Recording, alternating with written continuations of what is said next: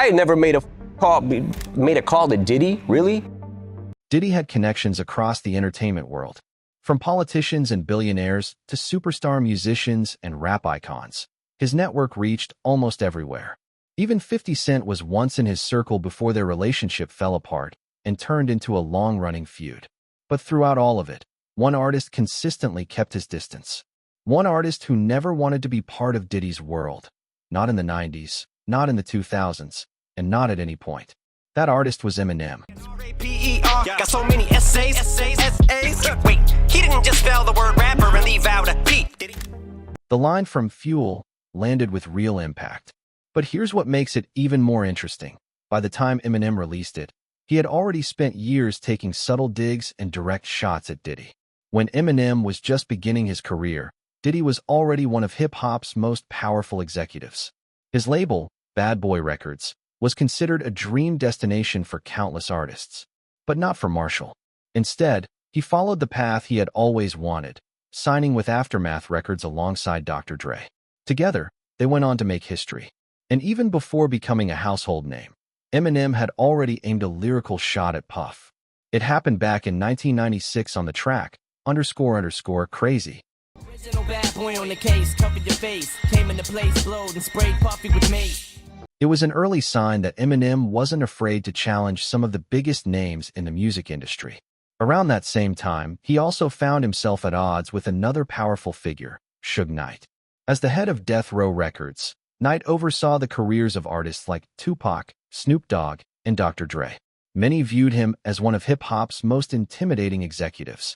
His reputation was built on power, fear, and aggressive tactics, and he became known for ruling his empire through intimidation and relentless control. They was not scared of Suge Knight. They was terrified of Suge Knight. But Eminem wasn't intimidated by Suge Knight's reputation. That became clear when Suge unexpectedly arrived with a group of associates during the filming of 50 Cent's Into Club music video. Instead of backing down, Eminem stood his ground, showing he wasn't easily shaken by the situation. Suge's outside! Suge's outside! Everybody like, he was running, dropping, like. So Suge came, he had some Mexican niggas. Now, we from New York. You ain't never seen a nigga with a tattoo on his forehead. 118th Street crew. I'm like, what the fuck? But Eminem didn't back down. Instead, he walked straight outside to confront Suge and the people with him.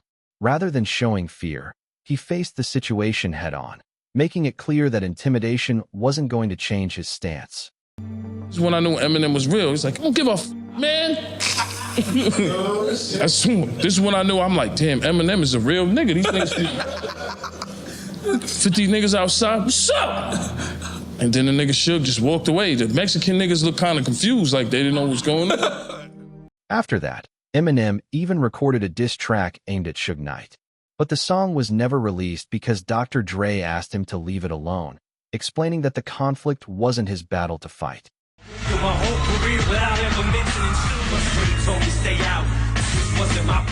But the diss track leaked years later, and when people finally heard it, the lyrics were as aggressive and uncompromising as many had expected.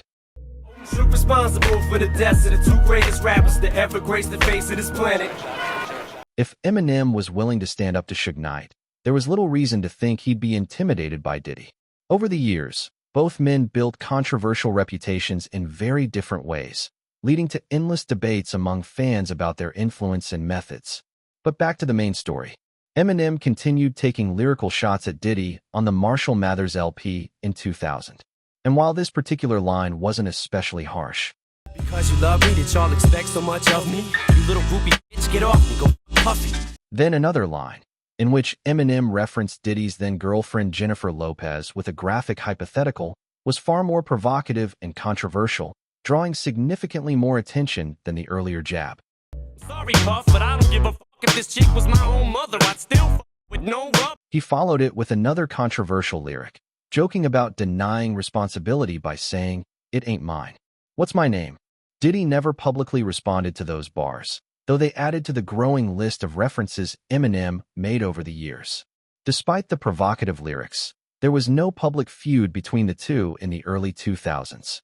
Each was focused on a different path. Eminem was releasing multi-platinum albums under Dr. Dre's guidance, while Sean Combs was expanding the bad boy empire and transitioning from Puff Daddy to P. Diddy. Chapter 4. The only time Diddy and Eminem shared the same stage. Their paths rarely crossed outside of award shows and major industry events.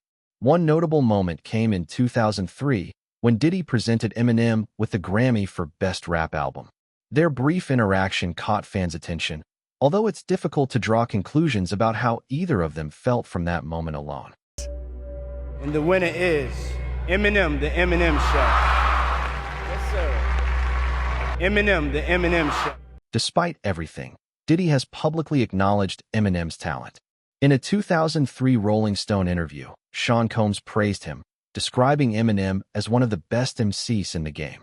He noted that while he viewed Biggie and Tupac in a category of their own, Eminem had earned his place through exceptional skill. In other words, Diddy gave Marshall public credit for his abilities. Even so, their careers continued to intersect through mutual connections. In the early 2000s, Diddy reportedly showed interest in signing 50 Cent, but ultimately passed. Not long afterward, 50 Cent joined forces with Eminem and Dr. Dre, a partnership that produced massive commercial success and millions of records sold. In that sense, 50 Cent became another link between the two camps, an artist Diddy considered, but one who eventually became a cornerstone of Eminem and Dre's legacy. For a long stretch, the story went quiet. Chapter 5. Did Eminem believe the claims about Diddy and Tupac? Then, in 2015, the documentary Murder Rap, Inside the Biggie and Tupac Murders renewed public discussion of the case. In it, retired LAPD Detective Greg Kading outlined his investigation and repeated his claim that Sean Combs had offered $1 million in connection with a plot to kill Tupac Shakur, while identifying Dwayne Keefe D. Davis as one of the alleged participants. Those allegations have been denied by Combs and have not been proven in court. Around the same time, 50 Cent publicly commented on the documentary and echoed those claims, adding even more attention to the story. I told you you can't trust these niggas. Now Puffy done killed Tupac, man. Eminem later entered the conversation as well. In 2018, he released the diss track, Killshot, aimed at Machine Gun Kelly, and one of the lyrics included a reference that many listeners interpreted as another jab involving Diddy. Counts the day you put out a hits, the day Diddy admits that he put the hit out, they got Pac killed, But near the end of the track, Eminem adds, "I'm just playing, Diddy. You know I love you." That closing line immediately fueled online discussion. Fans debated whether the earlier lyric was simply a punchline or whether it carried a deeper meaning. Some commentators questioned why he chose to include the reference at all. According to Joe Budden, Sean Combs was not pleased with the mention in Killshot. Puff said it's in his hands, and he said I can say it, and that's the end of that. Have fun with that one. He said, there's nothing to say about it. It's in my hands. In the past, Diddy had largely ignored Eminem's lyrical jabs without responding publicly. But this reference drew far more attention because it touched on the long-running controversy surrounding Tupac's death. Sean Combs has consistently denied any involvement in the killing and has repeatedly rejected those allegations whenever they have been raised. Now let's talk some hip-hop shit, man. I want to talk to Puff right now. Yes. Now it was this documentary that claimed, which we know wasn't true. Yeah. Check this out. We don't talk about things that are nonsense. We don't even entertain nonsense, my brother. So we're not even going to go there, with all due respect. But I appreciate you as a journalist asking. All right. Thank you. Later, while discussing the MGK feud in an interview, Eminem suggested that he and Diddy weren't close at all. He even joked that they didn't have much in common and didn't even have each other's phone numbers, reinforcing the idea that there was little personal relationship between them. I had never made a call to Diddy, really? Yeah. I got Diddy's number, just hit him up. Yo, Diddy, what up? Never happened. After 2018, it seemed like Eminem and Diddy had gone their separate ways and the references would finally stop. But only a couple of years later, their names crossed paths once again. In 2020, Eminem released Music to be Murdered By, and on the hit single Godzilla, he included another brief reference to Diddy. Call me Diddy cause I make bands and I call getting cheese a cakewalk. But that quiet period didn't last long. In June 2020, a leaked, unreleased Eminem verse sparked fresh discussion online. The verse had reportedly been recorded the previous year for a remix of Conway the Machine's Bang. In that original version, Eminem took a direct shot at Diddy's media company, Revolt TV, with a blunt and unmistakable lyric. Got the puffy cones, but fuck Revolt. Less than a day later, Eminem addressed the leaked verse. He posted a statement explaining that it had been written in the heat of the moment, was never meant to be released, and that he had respect for Revolt. Chapter 6. When the spotlight returned to Diddy. The story took another turn in late 2023. Sean Combs faced a wave of civil lawsuits accusing him of sexual assault and abuse, allegations he has denied. One of the most high-profile cases came from his former longtime partner, Cassie, who described years of alleged abuse in her lawsuit. Around the same period, Dwayne Keefe D. Davis was arrested in connection with the 1996 murder of Tupac Shakur after years of publicly discussing the case in interviews and on YouTube. Davis has made numerous public claims about his relationship with Diddy, including allegations that have not been proven in court and have been denied by Combs. Suge just ducked his head, and the first bullet went in his head, so the next one's hit him.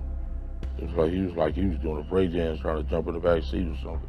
Amid that renewed attention, Eminem released The Death of Slim Shady, Coup de Grace, an album that featured some of his strongest references to Diddy yet. On the track, Bad One, he alludes to the controversy surrounding the so-called Diddy parties, continuing the pattern of provocative and satirical lyrics that have become a hallmark of his style. Sounds like something that Puff would do at a party with Aaron Hall, cause I just love to fuck with you. On the track Antichrist, Eminem also references the widely circulated hotel surveillance video showing Sean Combs physically assaulting his former girlfriend, Cassie, a recording that drew widespread public attention after it was released. She probably ran out the room with his fucking dildo. He tried to field goal punish, she said to chill.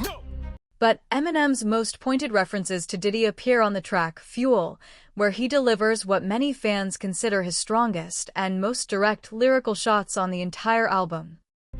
P-E-R, got so many essays. Wait, he didn't just spell the word rapper and leave out a P, did he? The wordplay centers on spelling rapper without one of the P's, creating a controversial double meaning tied to the allegations surrounding Diddy. Eminem then follows with another provocative line. RP Biggie and Pac. Both of y'all should be living, but I ain't trying to beef with him, cause he might put a hit on me like Keefe D. The lyric reignited debate because it referenced long-standing allegations that Sean Combs has repeatedly denied. On the Fuel remix, Eminem continues touching on the Tupac and Biggie cases, suggesting through his lyrics that the two tragedies were connected in a chain of events. Next bus, still he's in police handcuffs. Guilty, will he step up like G never turned himself in? After everything Eminem said about Diddy on this album, it's hard to imagine the two having any kind of close relationship. Eminem has remained a longtime ally of 50 Cent, whose public criticism of Diddy has been well documented. As for Diddy, there's no public evidence of how he views Eminem's recent lyrics. Altogether, the story reinforces Eminem's reputation for taking aim at powerful figures, whether it was Suge Knight or Diddy.